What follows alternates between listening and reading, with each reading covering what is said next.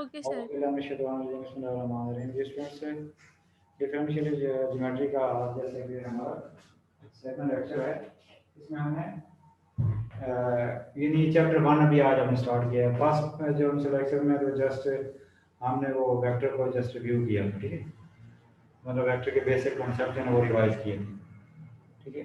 इस चैप्टर का नाम जो है वो क्या है, curve with Trojan, curves with Trojan, ठीक है। अब सबसे पहले तो कर्व की डेफिनेशन समझते हैं।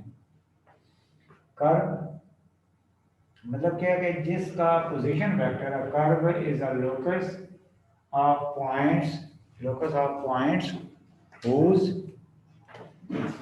पोजीशन वेक्टर मतलब क्या, जैसे उसका अब जो जैसे कोई भी जो उसकी कर्व की जो शेप है उसका जो पोजीशन वेक्टर है और relative to origin, fix origin में be expressed in a single parameter. मतलब क्या कि जो उसके कोऑर्डिनेट हैं उसको सिंगल पैरामीटर में, जैसे वैसे पता ना एक्स और वाई जेड की कोई एक इक्वेशन होती है, वो तो कार्टेशियन इक्वेशन है।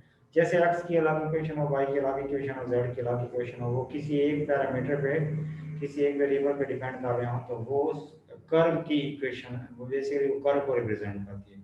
कर्व में कुछ भी हो सकती है, सर्कल हो सकती है, पैराबोला हो सकती है, एलिप्स हो सकती है, वो बेसिकली मतलब यह क्या कि उसके कोऑर्डिनेट को किसी एक सिंगल पैरामीटर में एक्सप्रेस किया जा सके, ठीक है।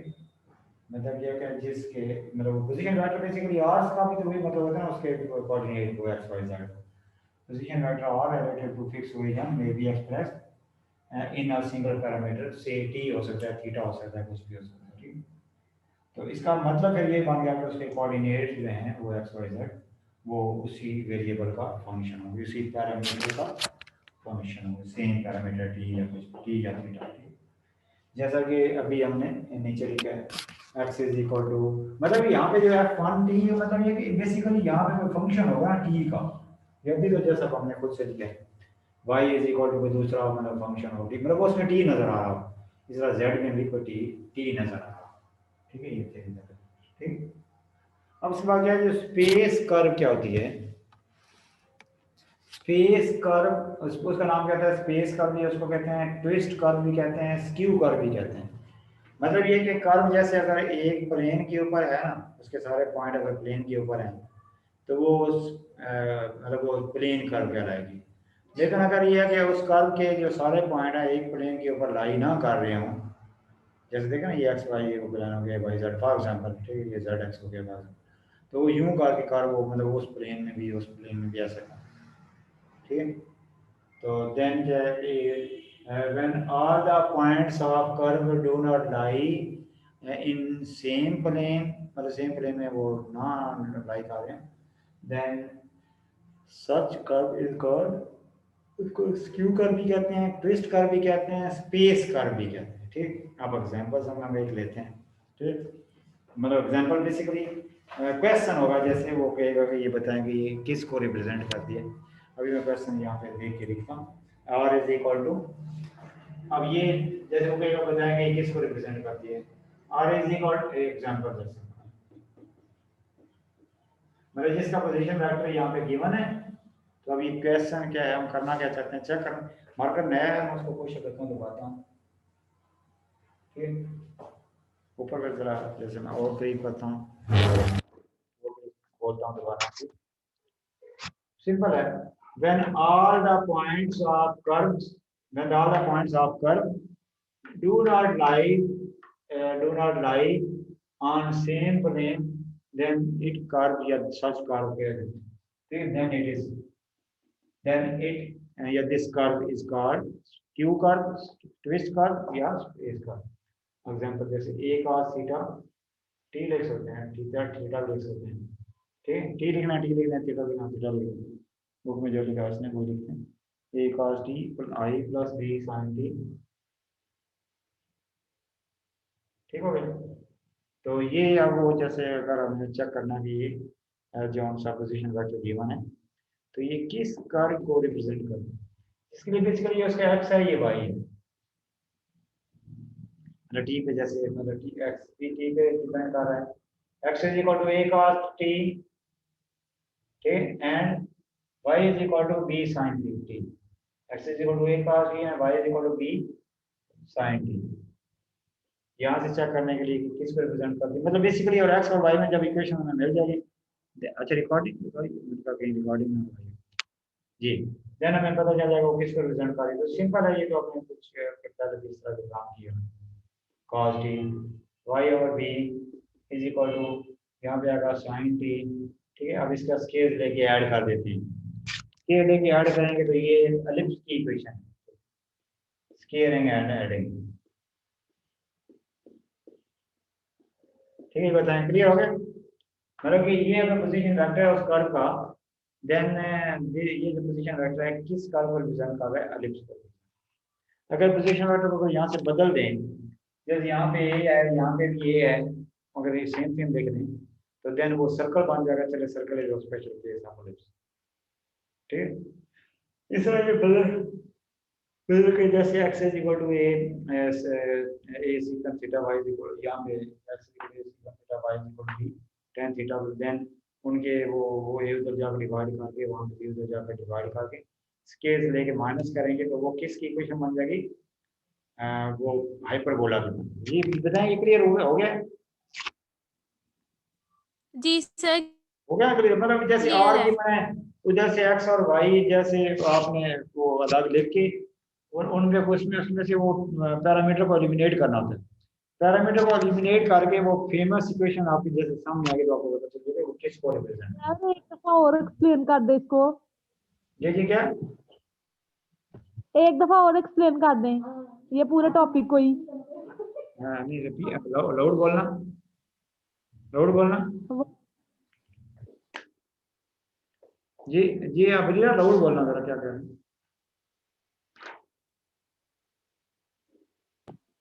सर एक दफा और एक्सप्लेन कर दें इस टॉपिक को। ये कह रहे हैं, ये कह रहे हैं सर कह रही है ये जो टॉपिक पढ़ा है इसको एक्सप्लेन कर दें एक बार फिर। चलो देखिए, मैंने बोला कि कर्व क्या होती है। कर्व क्या होती है कि जैसे वर्ड में जो डेफिनेशन लिखी है वो आपको थोड़ी सी लिखनी आनी चाहिए, थोड़ी नहीं बल्कि प्रॉपर्ली लिखनी आनी चाहिए। मतलब क्या है कि जिसका पोजीशन वेक्टर जो है किसी एक सिंगल पैरामीटर में एक्सप्रेस हो जाए, वो वाला जो सा लोकस है वो जो सा वो कहलाता है कर्व कहलाता है। वर्ड में जरा मैं आपको मैं रीड करता हूँ। Curve is a locus of points, locus of point whose position vector are relative to fixed origin can be or may be expressed in a single parameter t। Means कि उसके जो कोऑर्डिनेट्स हैं, उसका इसका मतलब ये होता है then its coordinates are also the function of their parameter, वो जिस पैरामीटर में, जैसा कि x is equal to ये t का फंक्शन है, y भी t का फंक्शन है, z भी t का फंक्शन है। मतलब ये नाम डिफरेंस देने का मतलब जैसे देखा ना, ये जो एग्जांपल अभी ये देखते उसमें वो x किसके इक्वल है, देखें ये अगर वो डिम लिखा हुआ है तो मैं दोबारा कोशिश करता हूँ। अरे ये मेरे मैं दोबारा लिख देता हूँ, वो मार्कर नया था। देन ये अब ये क्या है, स्पेस एटलीस्ट स्क्यू पर, then all the points of curve do not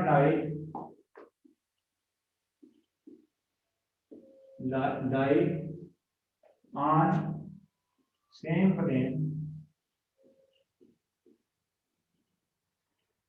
and then such curve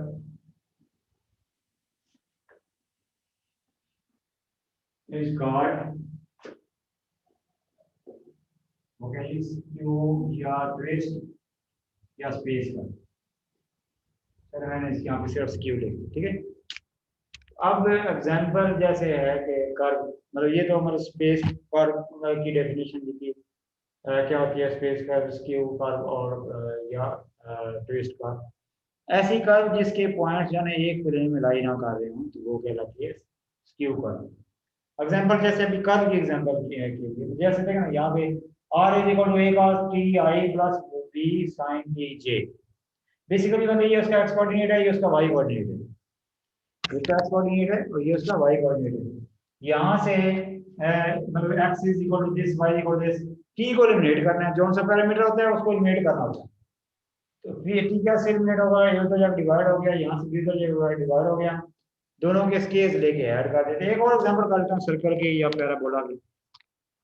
क्या होता है वो tan स्क्वायर जो होता है ना, tan स्क्वायर सीक्वेंस के मान tan स्क्वायर 1 की इक्वल होता है। तो ऐसे ये एक और एग्जांपल लेते हैं, example number 2।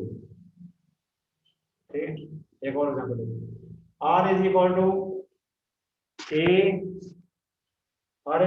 a secant t लगते हैं, थीटा लेके आपकी कोई इशू नहीं, मतलब वो जो पैरामीटर वो कुछ भी हो सकता है, थीटा भी ले सकते हैं, i plus b tan theta b tan theta j। ठीक, चलो ये अब क्या बन जाएगा, x ये है, y ये है। x किसके इक्वल है, a सीकन थीटा, y क्या है, b tan थीटा, थीटा की जगह हम t भी लिख सकते थे। अगर कोई सिंगल पैरामीटर बना वो x भी उस पर डिपेंड कर रहा है, y भी उस पर डिपेंड, यहाँ पे आएगा x है over a is equal to secant theta, y over b is equal to tan theta. ठीक है, तो यहाँ पे इसका स्केल लेके सब्ट्रैक्ट करेंगे, स्केलिंग एंड सब्ट्रैक्टिंग, मैंने उधर लिखा नहीं चले, स्केलिंग एंड सब्ट्रैक्टिंग, ये क्या बन जाएगा, x square over a square minus y square और b square is equal to 1। तो ये क्या है, हाइपरबोला।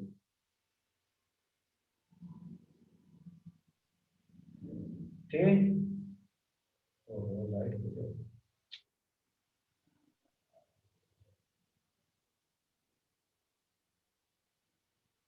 लाइट हो गया, ये मैं देखता हूँ बाहर।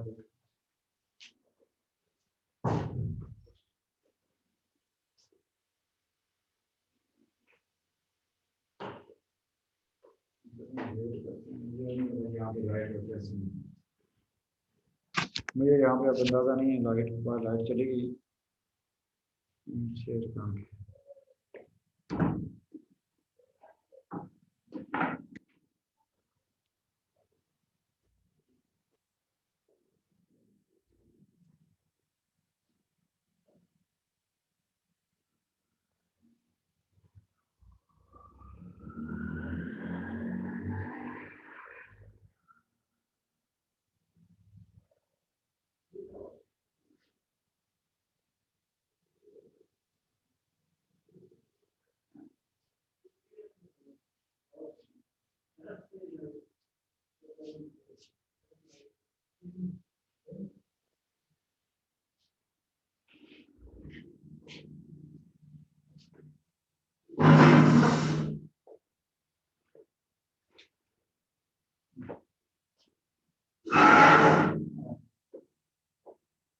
अभी स्टूडेंट्स ये फिर आपकी क्लास ये एंड हो गया, वेट करते हैं,